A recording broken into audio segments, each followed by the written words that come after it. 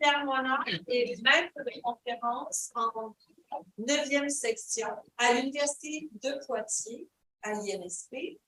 Il est rattaché au laboratoire Formes et représentations en linguistique, littérature et dans les arts de l'image et de la scène. Ses travaux portent essentiellement sur les théories didactiques de la lecture littéraire, les écritures de la réception sur des formats de blog et des blogs. Depuis 2021, il est membre du comité scientifique de la revue de recherche en littérature médiatique et multimodale. Donc, très content de te recevoir autour de la conférence suivante, Regard de didacticienne de la littérature sur les écrits en réseau de lecteurs-lectrices. L'appel à contribution du colloque qui nous réunit manifeste une certaine conscience de notre actualité comme d'une époque post-révolution numérique, c'est-à-dire une époque marquée par des conséquences en cascade et sur des plans différents d'un certain nombre de bouleversements qui ont déjà eu lieu à partir de la notion d'éclatement divers de formes, de pratiques aussi. Alors, pour aborder cette idée dans le cadre de l'axe 3, il m'a paru intéressant de questionner comment et dans quelle mesure un éclatement des pratiques didactiques a pu être pensé dans 5 publications récentes en didactique de la littérature. Donc, j'ai procédé à une méta-analyse à partir du corpus suivant, constitué, donc je ne relis pas bien sûr toutes les références, mais vous les voyez, constitué de 5 travaux entre 2018 et 2021. Ils examinent ces travaux tous des expérimentations d'enseignement littéraire recourant de différentes manières, bien sûr, à des écritures asynchrones d'élèves, lecteurs ou lectrices et créateurs ou créatrices. L'examen de ces publications répond à 2 questions complémentaires qui sont sur la diapo qui suit. Je me suis demandé d'abord quelles adaptations des théorisations didactiques de la lecture et de l'écriture littéraire ont permis d'aborder l'éclatement créatif des écritures de lecture que toutes les autrices constatent chez des internautes et de réfléchir à leur didactisation. Et puis j'interroge aussi les manières dont ces recherches abordent la question d'une didactisation de pratique collaborative de la lecture-écriture. Comment la didactisation elle-même est-elle posée, est-elle appréhendée? Didactisation de pratiques sociales, didactisation de genre, et pour quels effets? Des effets d'apprentissage ou des effets sur le choix des enseignants et des formes, on pourrait dire, pour enseigner. Mon propos est organisé en 3 temps pour répondre successivement aux 2 questions que j'ai évoquées. J'ai besoin, dans un premier temps, de prendre quelques minutes pour caractériser un petit peu les recherches que j'ai examinées. Alors, sur fond bleu, des chapitres d'ouvrages et sur fond gris, des articles. Alors, je vais simplement faire un focus sur 2 des colonnes dans les diapos qui suivent pour insister à la fois sur les ressemblances et sur les spécificités entre ces recherches. Alors, une orientation apparaît d'emblée, je la précise et même je la revendique. Il s'agit de travaux qui ont été menés par des chercheuses qui sont toutes proches des équipes qui explorent le cadre épistémologique de la littératie médiatique multimodale. On voit que les 3 articles sont des articles dans des livraisons différentes de l'AR2LMM. Ça rend la confrontation, la comparaison méta-analytique possible. J'ai comparé les objets de recherche tels que les chercheuses les définissaient, c'est-à-dire la manière dont elles établissaient des rapports entre des pratiques sociales et des enseignements. J'ai analysé aussi les questionnements spécifiques que j'ai tenté de distinguer selon leur nature et leur cible. Comment s'associent des questionnements sur les effets d'apprentissage et ou sur les enseignants. Vous avez quelques aperçus ici, mais je vais y revenir. J'ai bien sûr comparé aussi les cadres théoriques et les méthodologies, en particulier pour les études des enseignants. Alors, un focus sur les terrains investigués par les chercheuses permet de cerner les spécificités, c'est-à-dire la diversité des niveaux d'enseignement d'abord. Je ne reprends pas tout, mais ça va de la fin du collège en France, de la classe de 4e, des élèves autour de 14 ans, jusqu'à des travaux qui sont proposés, expérimentations qui sont menées à l'université avec des étudiants de licence ou de master. On note aussi une grande diversité des contextes sociaux, géographiques. Je n'insiste pas sur ce point, je n'ai pas pris le temps de décrire ça finement. Une diversité des espaces numériques étudiés par les didacticiennes, que ce soit les espaces de référence, si on peut dire, dans lesquels s'effectuent les pratiques sociales étudiées ou les espaces investis dans les classes. Donc, ça va de BookTube au profil Facebook en passant par les fanfictions. Et puis, 2 études partent d'une application, d'un outil, d'un logiciel, dont les chercheuses interrogent l'utilisation par les enseignants. On a d'une part des études sur la transposition de pratiques sociales et 2 études sur l'appropriation d'outils par des enseignants dont on va observer le travail de manière très fine. C'est le travail de... Alors désormais, je vais nommer des études par le nom de famille des auteurs, donc le travail de Petit-Jean et le travail de Claude Échoqui-Milsan. Pour autant, qu'elles soient études d'appropriation ou études d'adaptation, si on peut dire, qu'ils relèvent de l'une ou l'autre de ces 2 catégories, tous ces travaux interrogent l'usage. Aucun d'entre eux ne se limite bien sûr à la seule étude des outils, des fonctionnalités telles qu'elles sont prévues, mais toutes les recherches ici évoquées examinent des dispositifs didactiques dans lesquels le rôle du numérique est toujours relié à des choix d'enseignement, que ce soit au niveau des gestes didactiques ou à un niveau avec une focale plus large, au niveau de la planification des activités. 2 convergences principales apparaissent quand on observe un petit peu les questionnements. Première convergence, la didactisation de pratiques ou de genre est interrogée autour des modalités de diversification d'écrits d'élèves, lecteurs et lectrices en contexte de classe ordinaire. Plusieurs des questionnements tels qu'ils sont verbalisés dans les études le soulignent explicitement, c'est le cas dans le travail de Petit-Jean. Qu'en est-il dans le quotidien de la classe par distinction avec une sorte de précaution, par distance, par rapport à une sorte d'emballement. C'est le cas aussi de manière très explicite dans le travail de Briand-Ranou qui insiste sur le fait qu'elle regarde, qu'elle observe des pratiques réelles. Mais au-delà de ces quelques citations, c'est le cas dans les 5 études. Ça renvoie bien sûr à leur protocole méthodologique, j'y reviens pas plus. Alors, on a des questionnements sur les conditions, sur les enjeux. On peut dire qu'on a 2 types de questionnements, parfois dans la même étude, qui s'enchaînent. Des questionnements sur l'utilité, on peut dire le bien fondé même de la didactisation ou de certaines formes de transposition ou de scolarisation, on va y revenir.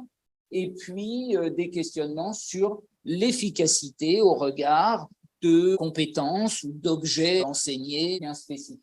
Ça, c'est la première convergence. La deuxième convergence, c'est qu'à travers la question du numérique ou l'emploi du numérique, eh bien, toutes ces recherches prennent en considération l'interaction lecture-écriture au sens que souligne François Legoff dans son entrée dans le dictionnaire de didactique de la littérature. Et donc, en particulier, toutes ces études travaillent finalement sur une écriture heuristique, une écriture qui est de la lecture, des lectures, qui est la reconfiguration finalement, en quelque sorte, le prolongement de l'expérience de lecture elle-même, sans faire d'opposition, bien sûr, entre les 2 pratiques, mais en pensant au contraire leur lien réciproque, c'est tout à fait significatif. Même quand l'objet interrogé est présenté comme étant d'abord l'objet écriture, c'est le cas pour Petit-Jean, eh bien c'est une écriture à partir d'expériences de lecture qui ont été proposées aux élèves. Regardons maintenant les enjeux théoriques et regardons comment les cadres théoriques, finalement, dont disposent les chercheuses, ont été mis à l'épreuve, à la fois d'observation des pratiques sociales et de la réflexion sur leur didactisation. Alors, j'ai noté 2 phénomènes. D'une part, je commence par là, l'intégration de notions, l'intégration à un cadre théorique relevant globalement de la didactique littéraire, de notions issues d'autres champs, en particulier d'orientation sociologique, empruntée aux sciences du langage, aux sciences de l'information, de la communication, aux sciences de l'éducation. Puis d'autre part, ce sera la diapo suivante, des prolongements, des enrichissements des théorisations disponibles en didactique littéraire. Pour le premier cas, Brunel revient sur les convergences théoriques entre des approches en didactique et des travaux d'orientation sociologique sur les cultures populaires, et elle cite en particulier les travaux de, je ne sais pas si on doit dire Jenkins ou Jenkins, je ne sais pas, qui est le pionnier des études sur les fans et un des théoriciens de la culture participative. Elle emprunte à Fiske, qui travaille sur la culture populaire aussi, les formes de productivité qu'elle vient croiser, dont elle montre l'intérêt, la fécondité quand elle les applique à des notions, à des paradigmes finalement qui sont caractéristiques de la didactique littéraire assez récente en fait. Brunel s'appuie aussi sur les travaux de Brigitte Chaplin qui distinguent des formes de participation sur les réseaux et en particulier dans la culture des fans. Auger, quant à elle, articule différentes descriptions des caractéristiques conversationnelles qu'elle emprunte à Marie Bernier, donc de la conversation écrite en ligne, et les préoccupations, les considérations qui, en didactique de la littérature, ont conduit à promouvoir, à étudier, par exemple, le journal de personnages, qui est bien connu en didactique littéraire depuis les travaux de Véronique Larry. Et donc, elle arrive à intégrer ces notions dans le cadre plus général. C'est assez logique pour caractériser des milieux où écrire, c'est agir, c'est se projeter vers autrui. Il est assez logique, il est même utile de relier des descriptions des différentes modalités par lesquelles on produit une illusion de présence à distance, en quelque sorte, et les spécificités des discours de lecteurs et de lectrices. L'autre phénomène saillant, c'est celui donc de l'adaptation, de l'enrichissement même des théorisations didactiques littéraires. Alors, ça fonctionne autour des, si on peut distinguer les deux, si ça a quand même du sens, des théorisations qui partent de la lecture ou qui partent de l'écriture, en fait. Alors, c'est assez singulier dans le travail de Petit-Jean qui, pour interpréter ces résultats, trouver un cadre explicatif qui permette de rendre compte des résultats qu'elle observe quand des enseignants utilisent le logiciel Etherpad, qui est un logiciel qui croise le chat et le document collaboratif pour des tâches d'écriture littéraire, eh bien, quand elle interprète ces résultats, elle recourt à l'idée de comportement rédactionnel culturellement numérique qu'elle a pu observer, comme vous le voyez, sur différentes plateformes, dans différentes pratiques sociales, et qu'elle retrouve ici en contexte scolaire. Et c'est tout à fait intéressant, ça pose même une question assez centrale, puisque ce comportement, c'est celui de l'écriture du flux, une écriture qui ne corrige pas, mais qui joue de l'infléchissement, de la digression, de l'ajout, alors même que les attentes scolaires pouvaient insister précisément sur l'arrêt, la révision et la réécriture. Donc, elle réoriente finalement cette réflexion qui part aussi de ce qu'on peut appeler une didactique des textes intermédiaires qu'on trouve chez Bucheton et Chabannes, pour montrer que cette notion même de texte intermédiaire est bousculée en quelque sorte par des comportements qu'on peut expliquer autrement. Claude Eschocki-Milsan, je vais plus vite sur les autres exemples, théorise une reconfiguration des trois genèses en didactique, méso, topo et chronogenèse, par l'outil numérique, toujours en situation de lecture littéraire. Ici, pour la mésogénèse, elle montre, vous voyez le déplacement, elle montre que l'outil permet à la fois une plasticité du texte de l'œuvre et une visibilité des textes des lecteurs qui agit sur les différents acteurs de la relation didactique.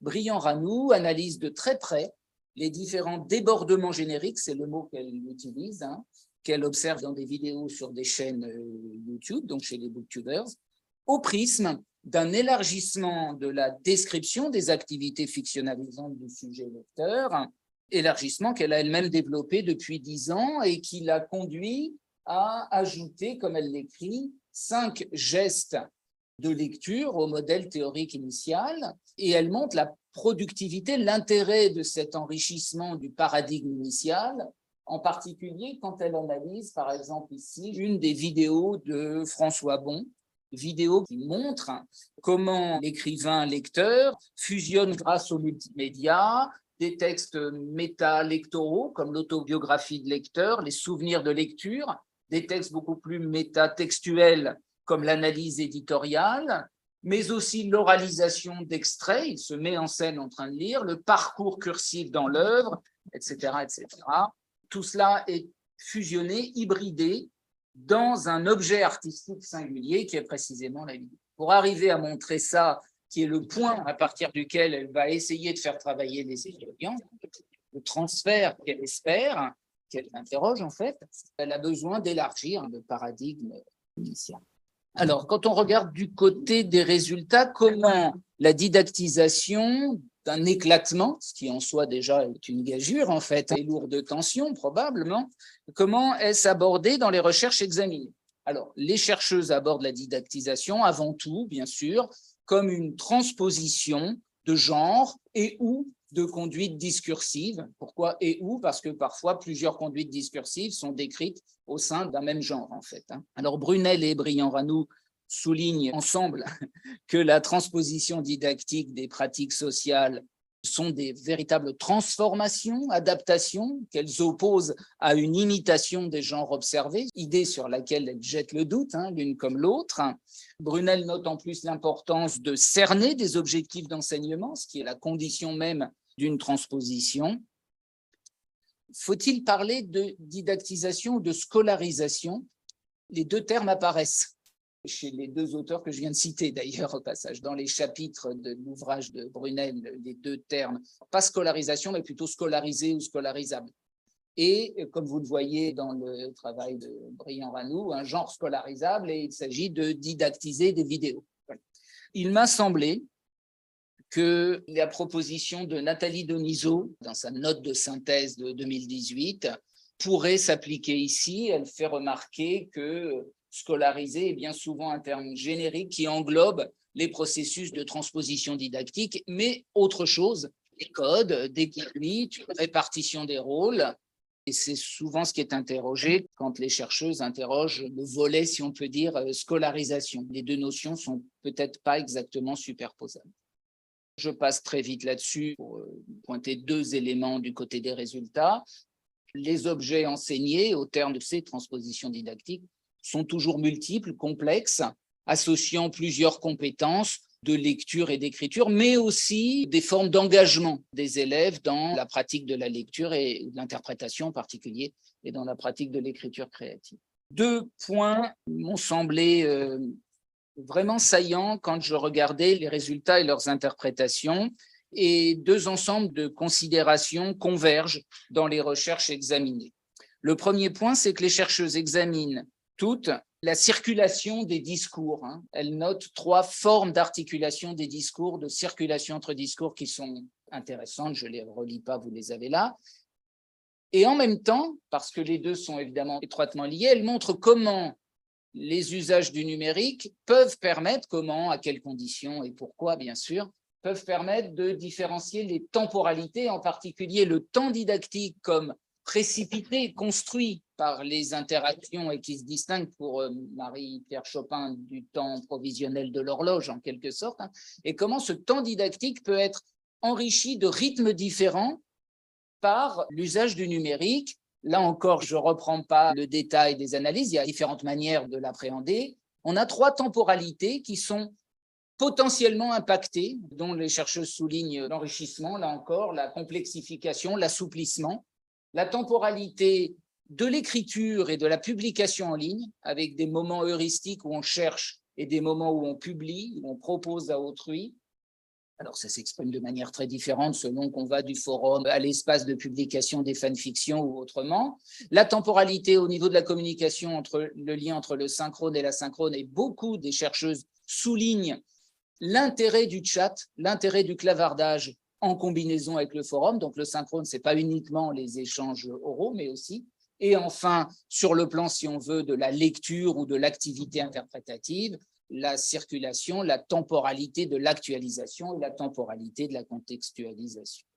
Pour conclure, je dirais qu'on a peut-être ici des recherches qui caractérisent un peu peut-être ce moment post-révolution numérique, au sens où elles questionnent ce que je propose d'appeler un optimisme numérique, alors que je ne confonds pas avec le postulat dépassé depuis longtemps, que les outils auraient par eux-mêmes un potentiel et agiraient nécessairement de manière favorable sur les acteurs de la relation didactique. Non, mais une confiance dans les possibilités des situations. C'est cette confiance qui, ici ou là, même assez souvent d'ailleurs, assez systématiquement, est interrogée par les chercheuses. On l'a vu même au niveau parfois des questionnements eux-mêmes, en particulier ces questionnements sur le bien fondé des didactisations. Voilà.